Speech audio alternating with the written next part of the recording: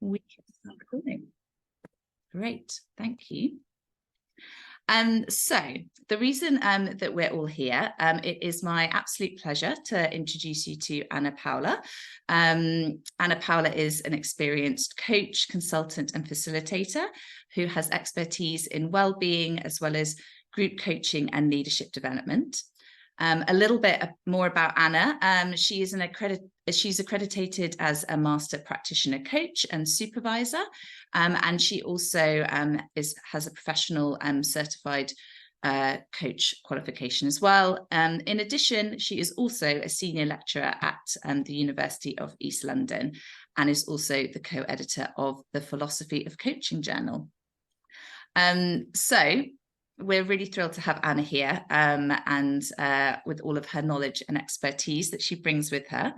And during the next 50 minutes, we're going to be unpacking and gaining insights from Ana's new book, which is called Coaching for Wellbeing, an evidence-based guide for practitioners. And the book offers a cutting-edge evidence-based framework for coaches and other and is there to help professionals seek kind of how to effectively address the need to promote well-being in times of increasing mental distress. So a really warm welcome to Ana. Thank you for being with us today. It's lovely to be here. Thank you for having me. And there is so much I would like to share with the audience about well-being that I'm thinking, 50 minutes is going to go so quickly. But hey, we'll share as much as we can during that time.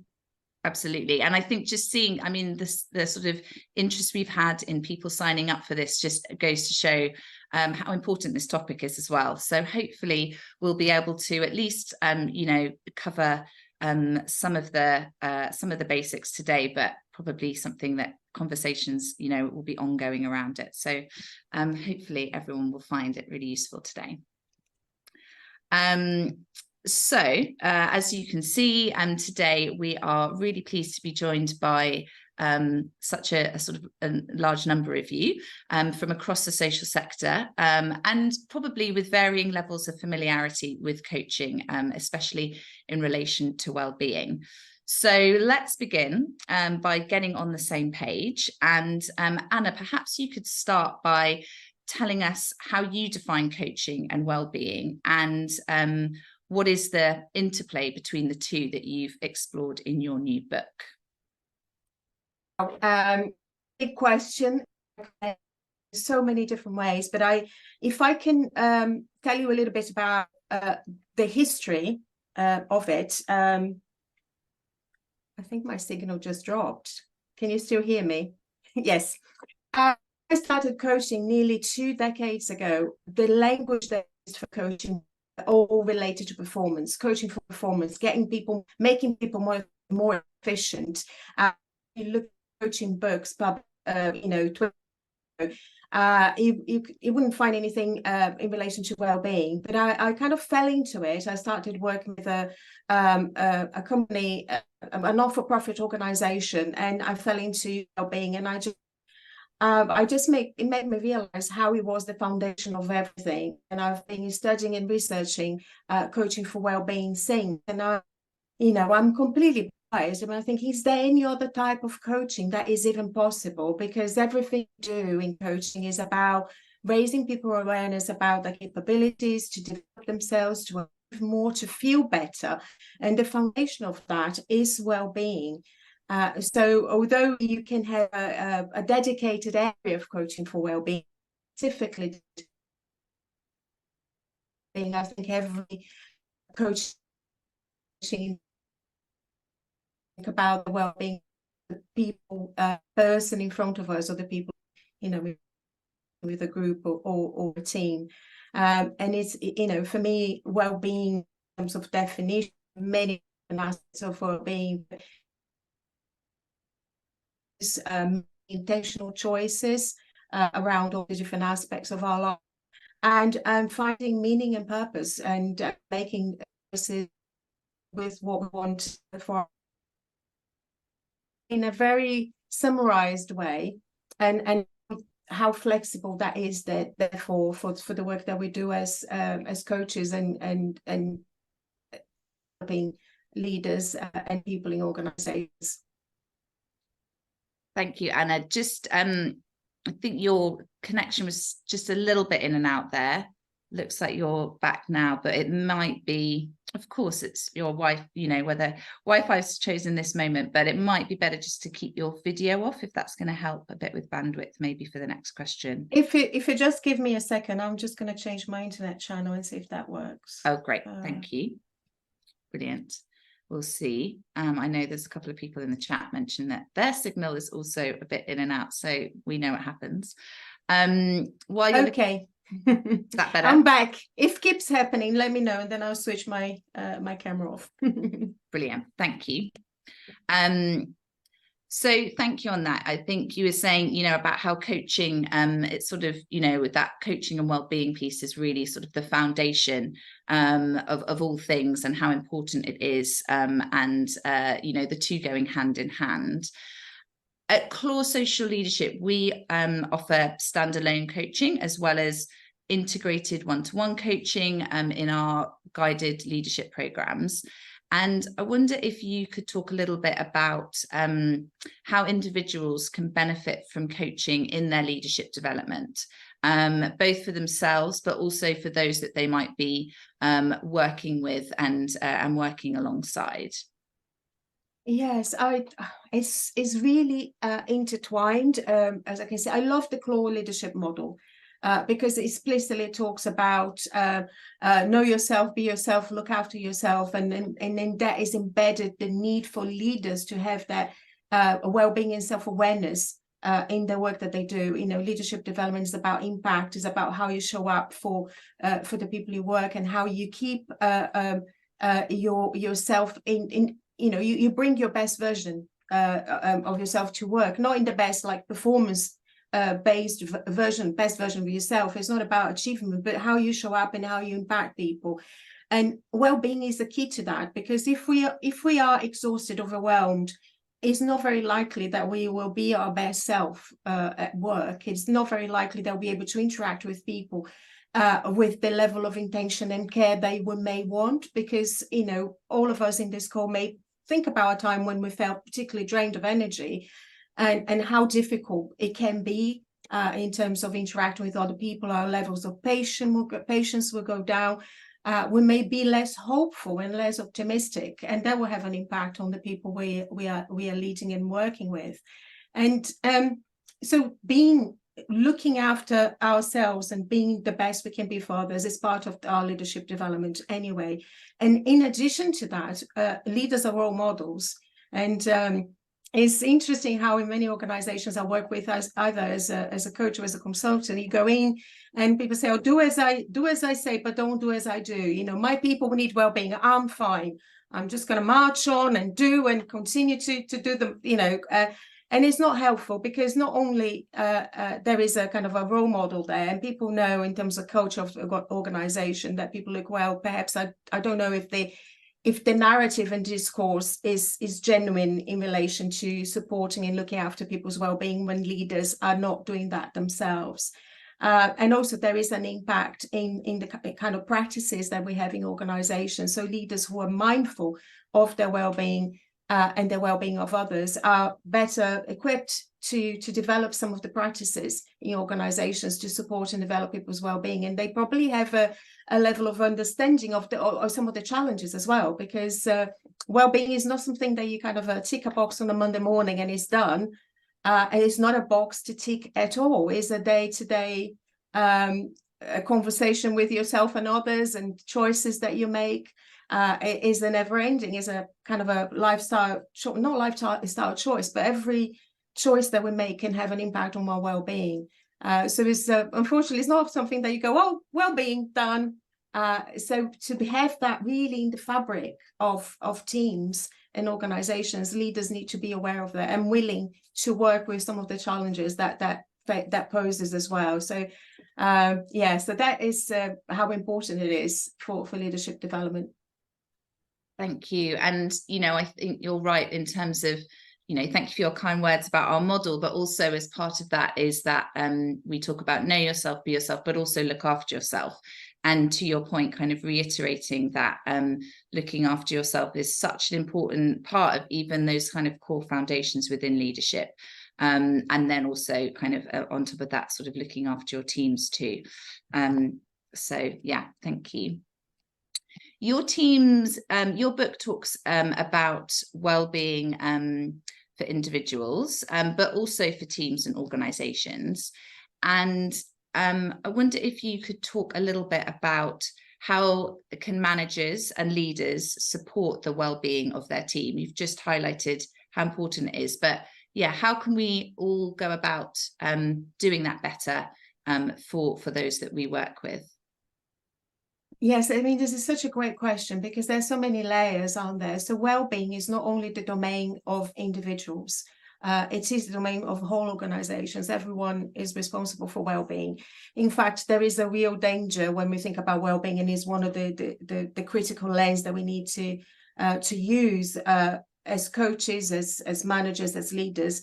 If we think that well-being is just the domain of individuals and they are truly accountable and solely responsible for their well-being, and sometimes there are systemic issues impacting well-being, and if we don't look at those, we can't just park that at someone else's door as an individual issue to be resolved by individuals. So we really need to be thinking about everyone take responsibility for that. And the very important thing, so in terms of the research around well-being in organizations, we know that some of the key factors impacting well-being organizations, that might not surprise anyone on this call, is high workload and management style.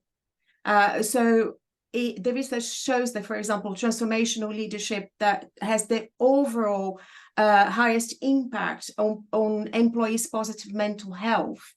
And transformational leaders, I know is a leadership style, but it's really aligned to some of the models that Claude uses, is that those leaders who seek to inspire and engage their team, they listen to their teams, they support their teams, and they really look at individuals and appreciate and value them.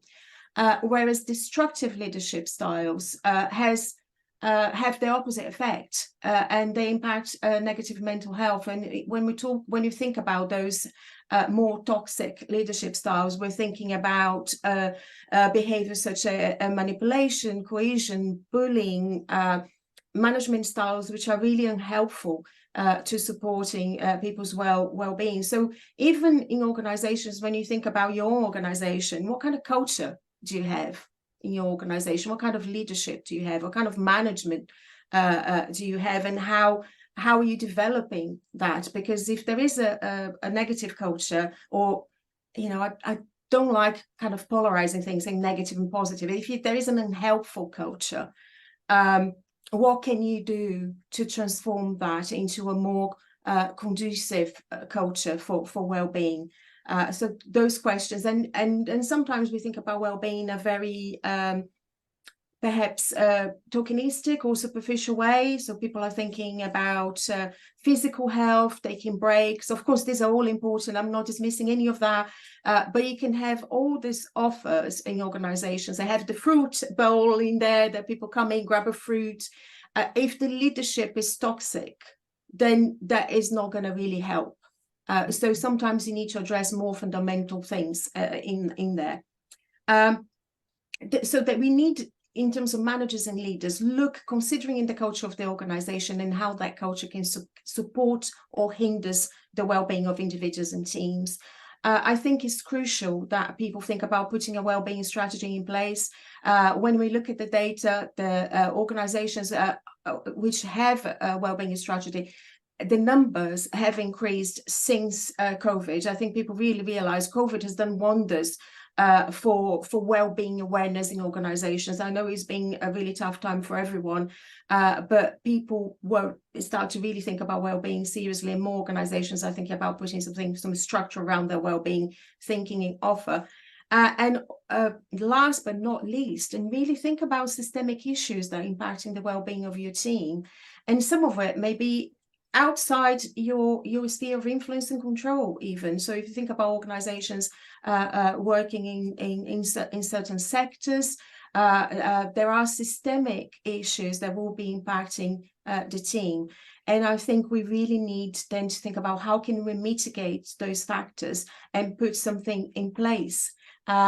and workload is a typical one. And in this sector is, so we know that there's a higher level of burnout in the social sector. And again, it might not be surprising for people in here to really realize that because you're committed to your job, you keep doing it more and more and more of it. Sometimes people feel responsible for the outcome of the client groups they're working with, and therefore they have no boundaries in their kind of work life, and they feel that they need to continue work. So there is a higher level of burnout in the sector. So when we think about workload, is something, again, individuals may have to take action. Yes, they may, but there are also systemic issues, and managers being also responsible to look at those and really think about how can they support that.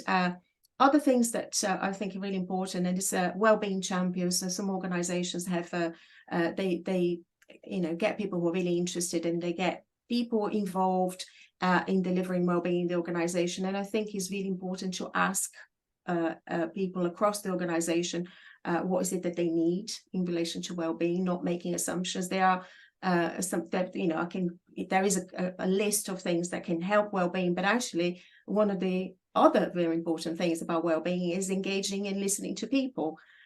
So engaging truly, that makes people feel heard, valued, and that increases their level of well-being in the workplace. Well-being is not something that you can impose top down. You really need to start conversations to find solutions which are helpful across the organization. And there might be a number of different things that you need to offer, not just one thing. It's not one size fits all. And you'd be surprised what people say that would improve their well-being. So it's definitely an exercise worth doing.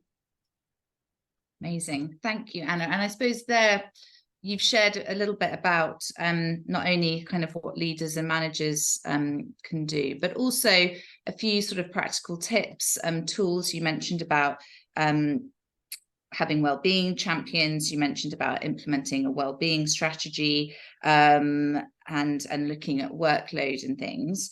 Are there any other practical kind of tools or tips that you can suggest outside of those? Yes, I think, some organizations adopt a kind of a definition or a type of well-being. So there is an initiative called 5 Ways to Wellbeing, and it comes out on the back of a research of the New Economics Foundation, when they did a lot of research around well-being and looked at the factors that impact well-being. So organizations can adopt that. The same with, there is an organization called Action for Happiness.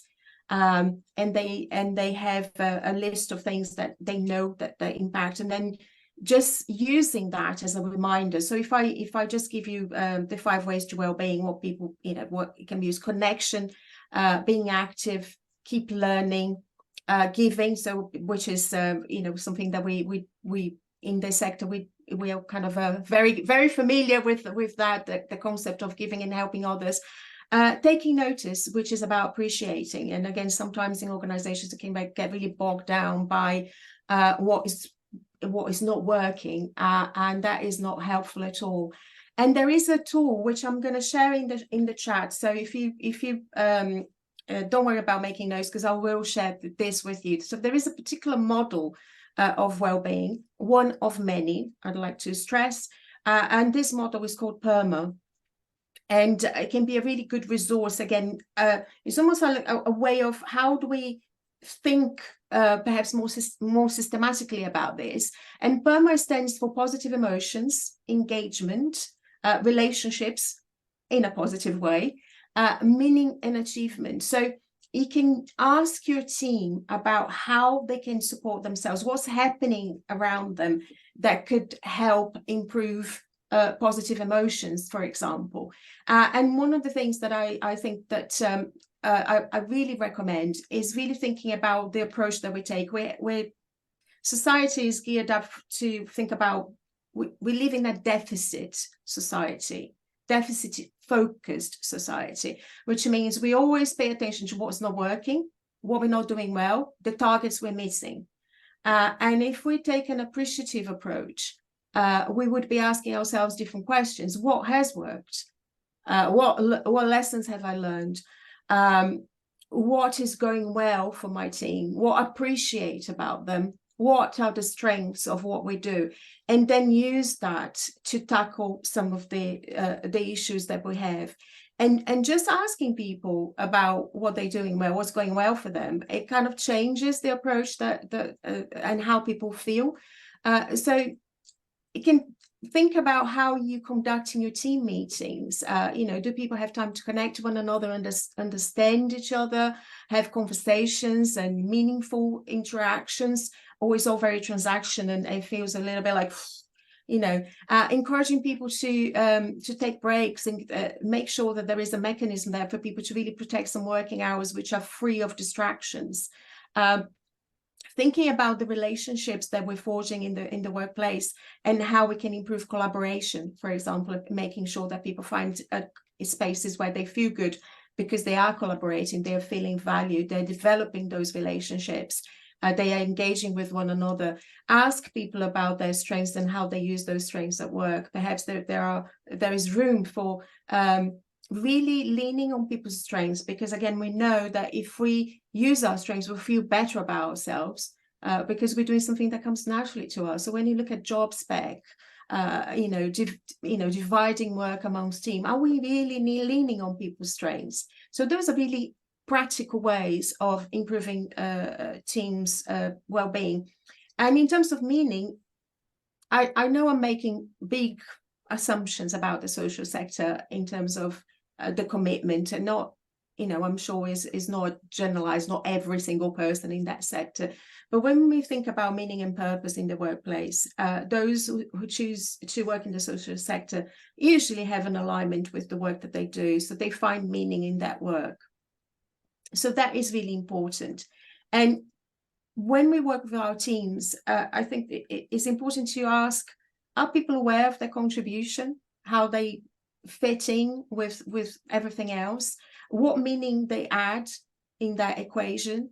Because sometimes it can be really far removed from the impact of the work that you do, and sometimes it's so far removed that you don't really see the impact. And sometimes in organizations it's worth really reminding people of that, and always keeping that in mind, that the vision and what we're doing. And then achievement, which is really important. And how often do we celebrate people's accomplishments and achievements? How often we're paying attention to their contribution and making them feel valued? And there are small gestures that can make a bigger impact. And as I said, sometimes we tend to be focused on what's not working and what we need to fix. There is this kind of fix. So I think it's our responsibility collectively to create a more positive culture. And then if we manage to do that, then by default, your teams and the people working in organization will definitely feel better for it. Mm-hmm. Absolutely. Mm-hmm. And I know it's a lot, but I'm hoping that will give you something more tangible to think about, almost like a map of that. So let me just, if I go in the chat, whilst I see if I can add this.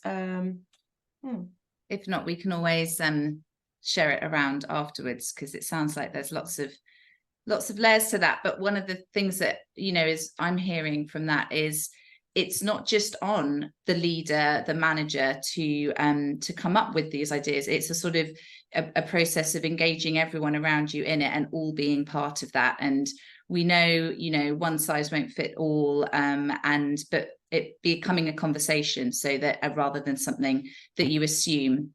Yes. So I think, a really useful kind of exercise maybe that people can do with their teams, and have them engaged and empowered and all part of it. And there were some really great kind of suggestions in there. We are going to move to questions now, and I noticed that we've got a few that were submitted. So thank you to those of you who submitted your questions on registering for the event. I'm going to read out a couple of those in a minute, but before I do, I think there was one that was posted in the chat that links really nicely to thinking about tools and practical tips, which was the point around the wellbeing strategy. And do you have any examples or any links that people can check out of a good example of a wellbeing strategy template that people could take a look at? Yes, what I recommend, if you go to the CIPD website, you don't need to be a member to access some of their fact sheets, and they've got amazing reports and some really good resources there to think about what you need to put into a wellbeing strategy. The key thing about wellbeing strategy is really linking the wellbeing strategy with the organizational objectives. So, and also you need to find a way of understanding what you want to achieve with that and what would be helpful for the organization, so you understand the issues that need to be addressed in your organization. So, for example, if you have a high level of stress in the organization and employees and people are reporting that to you, perhaps there is you've noticed that sickness and absence are on the increase, and that is a kind of a symptom of something not going well. Perhaps the level of engagement, your staff survey is turning up that no one is answering. That's a real sign that people are not engaged, and that is a sign, you know, to pay attention to. So really thinking about what are the organizational objectives for the wellbeing strategy, and then aligning that to whatever tactics or tools that you're going to be put in place, and also looking at your the demographic of your population, so of your staff members, because there might be different things going on for them. So, for example, people who tend to be middle-aged or my age, that where they might be having carers responsibilities, so they're caring for others, that there is a stress there. They might have young children, so they're called the sandwich generation sometimes. I know it's not very nice, but you know, we're kind of squeezed in the middle, trying to do everything. You may have parents, again, another stressful time that might be having an impact. You may have people living with long-term conditions. That's one of the key challenges for employers across the land, really, supporting people with either a long-term mental or physical health condition. So there are so many different aspects that we need to look at that, and the CIPD website will definitely be very helpful in pointing out some of those things that you need to think about. Great, thank you, Anna, and thank you to Gemma for the question. I know a few people engaged with it as well, so hopefully that was useful. So a couple of questions that people submitted ahead of time.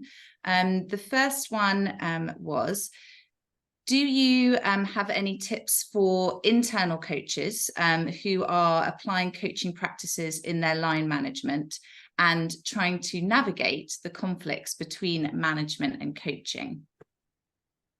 Yeah, I had to really think about this question, because there's so many ways you could go around with that. I think this is, again, a very complex question. And I think one of the key things to think about is that managers can definitely use a coaching approach in the management. And it can be incredibly beneficial and empowering, and giving people, supporting and developing people. And we need to think that coaching and management have distinct purposes, and sometimes they cannot be reconciled.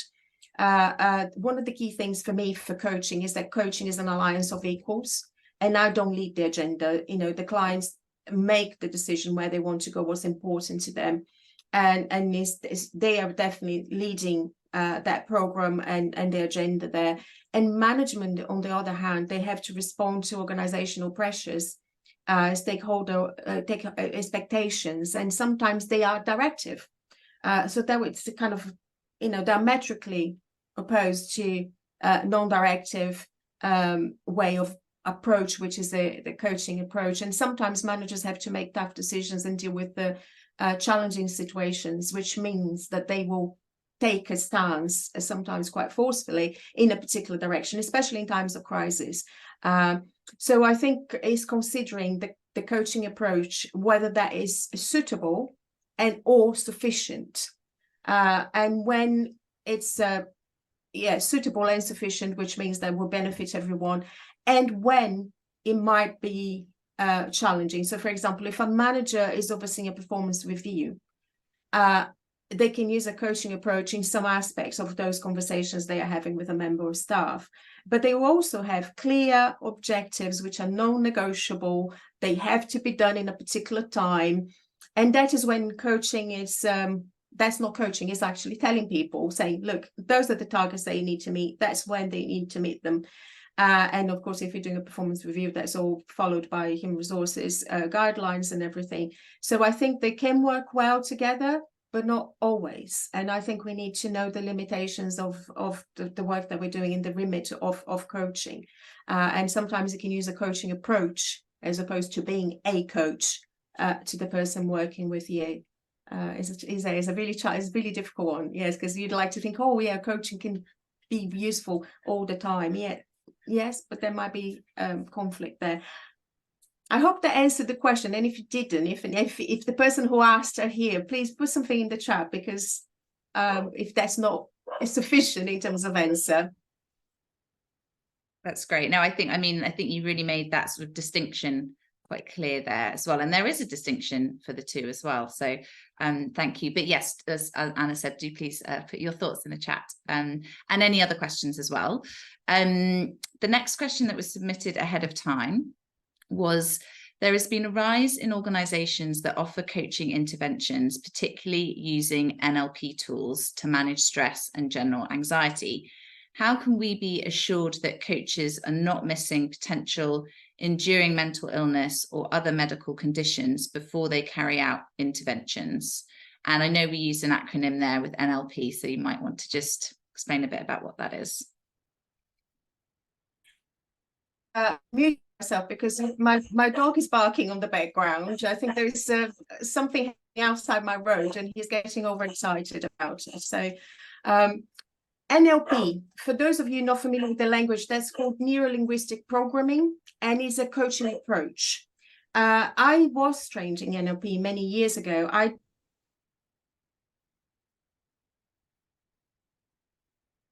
think we might have just lost Anna temporarily. I think we're back. Am I back? Okay. So neuro-linguistic programming. Do this trick again.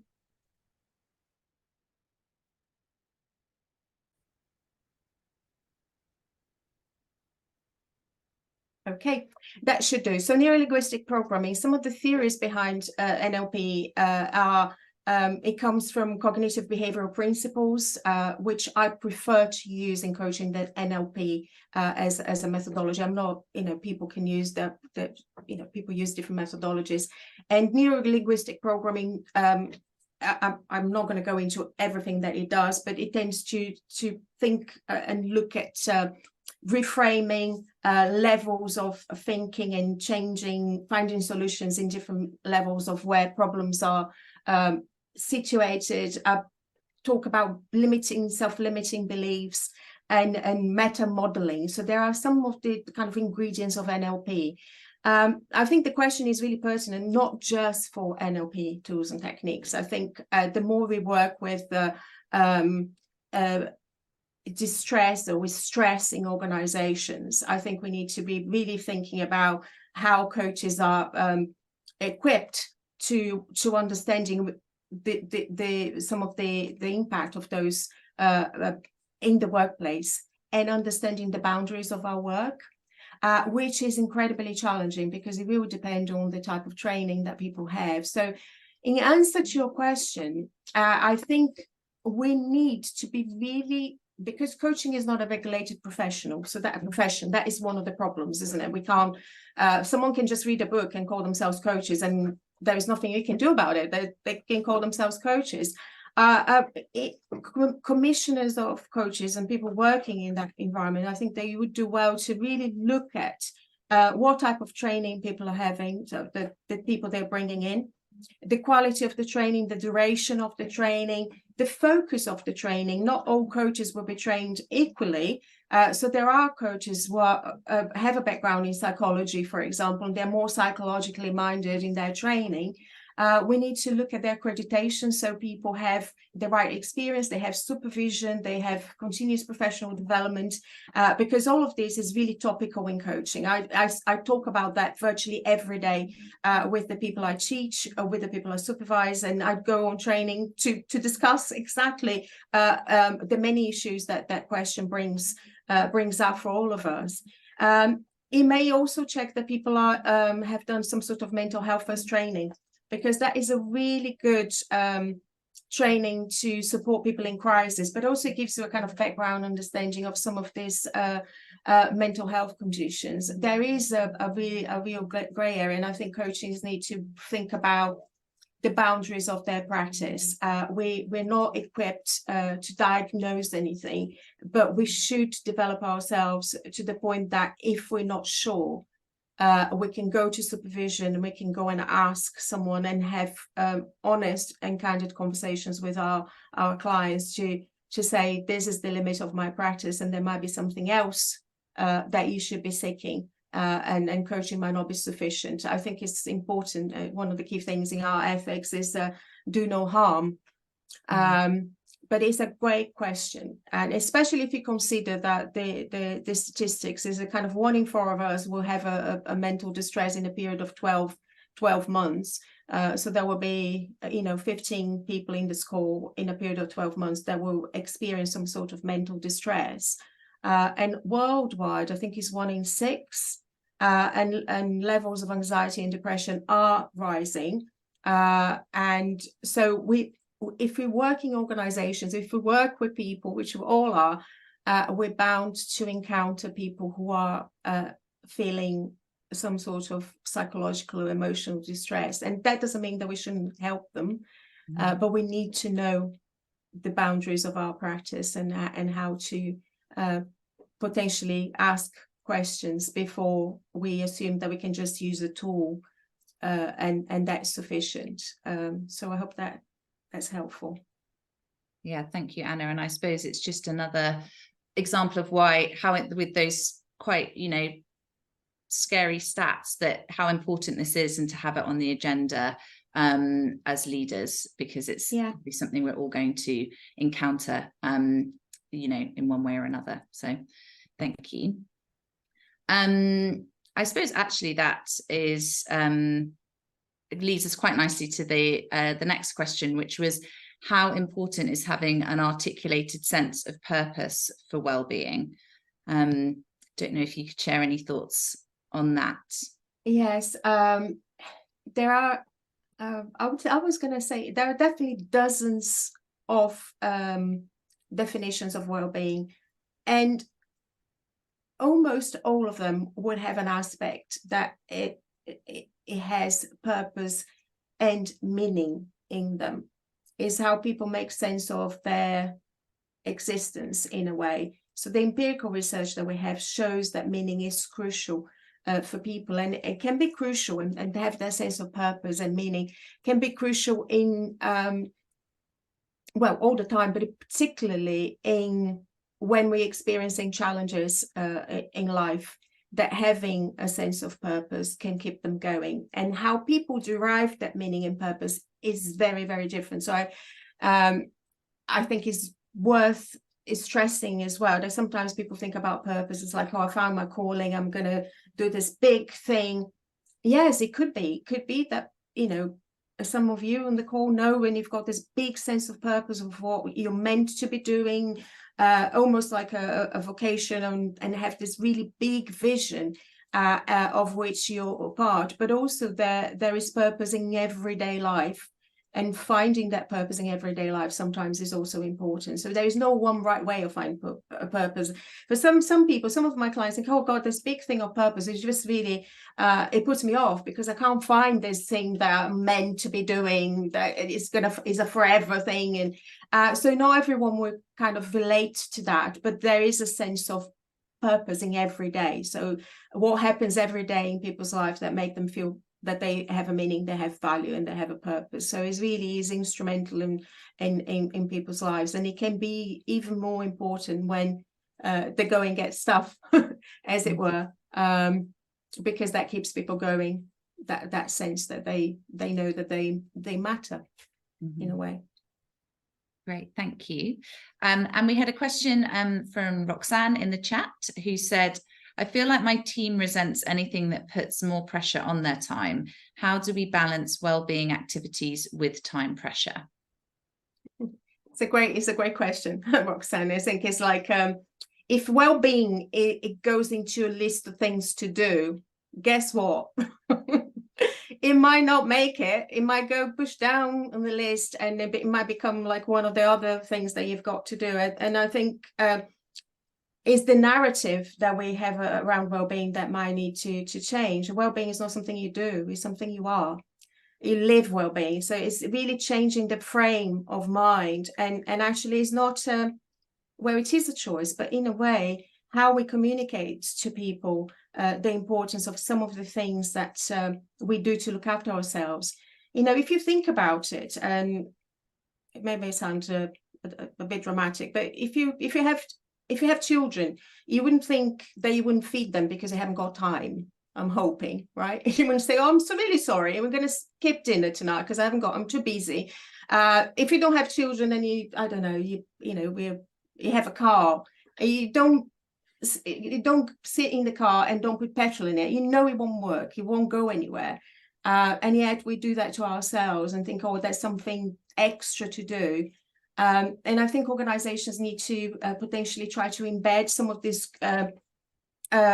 conducive behavior for well-being through management, workload, even some really small things. So I've worked with a team on their well-being strategy and thinking about running focus groups and finding out what worked for them.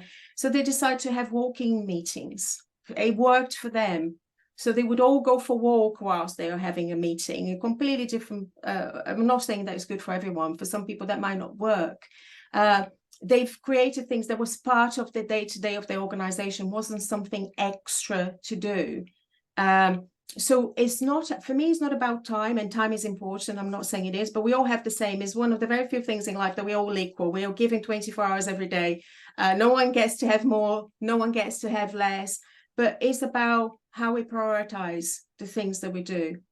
And unfortunately, because of the pressure and the culture of doing more with less and achieving more, and sometimes we lose sight of what is really important. And for organizations, people are important, right? They're the people doing the work, and they go off sick, and then guess what? We completely stuck, and sometimes people leave the sectors altogether, as we see in the National Health Service, lots of people leaving because they feel they can't cope with the pressure. So it is a balance, and it is a priority, and potentially bringing that into the fabric of what you do, so it doesn't feel like always another thing on my list.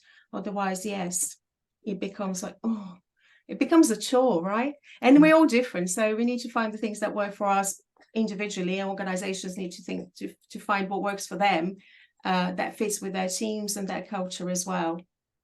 Great. Thank you, Anna. I can't believe how quickly it's gone, but that does bring us to time and to the end of our webinar. So just really a huge thank you to everyone who has attended.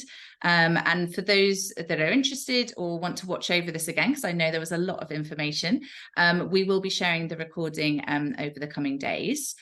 Also just wanted to spotlight a few fantastic development opportunities available for you right now.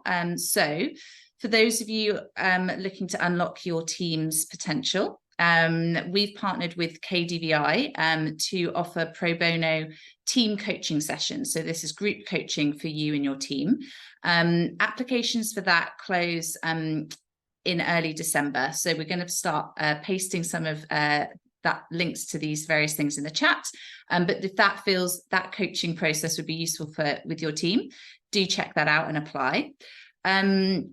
For those of you looking to develop your own coaching, we're going to be running action learning sessions from January 2024.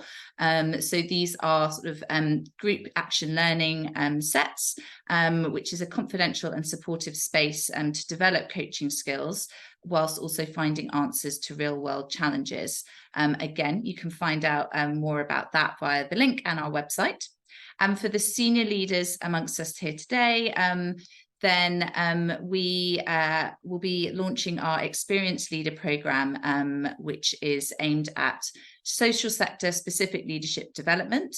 It's over 9 months, and we'll look to connect you with a peer group of other senior leaders and to help you with that leadership development. And we also will be launching our Emerging Leader Programme, if that's a better fit for your experience level. So both programmes offer access to one-to-one professional coaching. They also have a 2-night residential, 1-night residential, 2-day event, action learning, Luminous Spark, and also online modules and workshops. So you can find out more about those on our website. And we'll also share all of those kind of links in the follow-up email as well. So we really hope to see some of you at some of those upcoming opportunities. But in the meantime, just a huge thank you to Anna for your time today. Sorry to interrupt. Can I just say something just before we all go? Because I sent the PDF to Randolph because I couldn't attach to the chat. So if you're wondering where this handout is, it will be coming. So and please do, if there is anything else you want and any questions that I haven't answered, please do just get in touch. Happy to help. Sorry, Alhara, I didn't want to go where people think that I didn't attach the thing that I said I would.